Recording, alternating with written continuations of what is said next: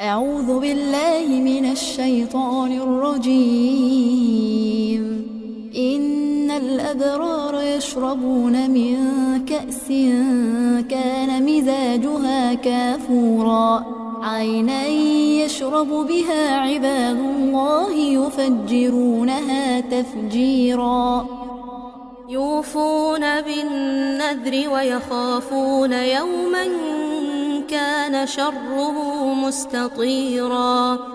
ويطعمون الطعام على حبه مسكينا ويتيما وأسيرا إنما نطعمكم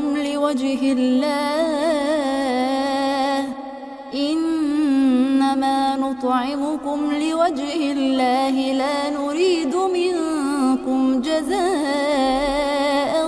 ولا شكورا إنا نخاف من ربنا يوما عبوسا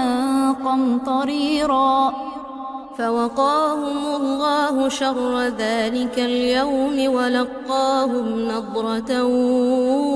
وسرورا وجزاهم بما صبروا جنة وحريرا متكئين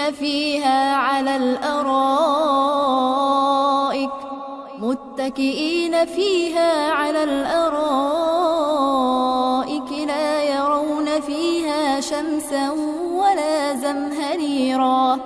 ودانية عليهم ظلالها وذللت قطوفها تذليلا ويطاف عليهم بآنية من فضة وأكواب كانت قوارير من فضة قدروها تقديرا ويسقون فيها كأسا كان مزاجها زنجبيلا عينا فيها تسمى سلسبيلا ويطوف عليهم ولدان مخلدون إذا رأيتهم حسبتهم لؤلؤا منثورا وإذا رأيت ثم رأيت نعيما وملكا كبيرا عاليهم ثياب سندس خضر واستبرق وحلوا أساور من فضة وسقاهم ربهم شرابا طهورا إن هذا كان لكم جزاء وكان سعيكم مشكورا إنا نحن نزلنا عليك القرآن تنزيلا فاصبر لحكم ربك ولا تطع منهم آثما أو كفورا واذكر اسم ربك بكرة وأصيلا ومن الليل فاسجد له وسبحه ليلا طويلا إن هؤلاء يحبون العاجلة ويذرون وراءهم يوما ثقيلا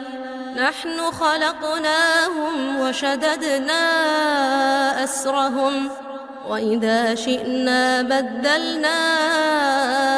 أمثالهم تبديلا إن هذه تذكرة فمن شاء اتخذ إلى ربه سبيلا وما تشاءون إلا أن يشاء الله إن الله كان عليما حكيما يدخل من يشاء في رحمته والظالمين أعد لهم عذابا أليما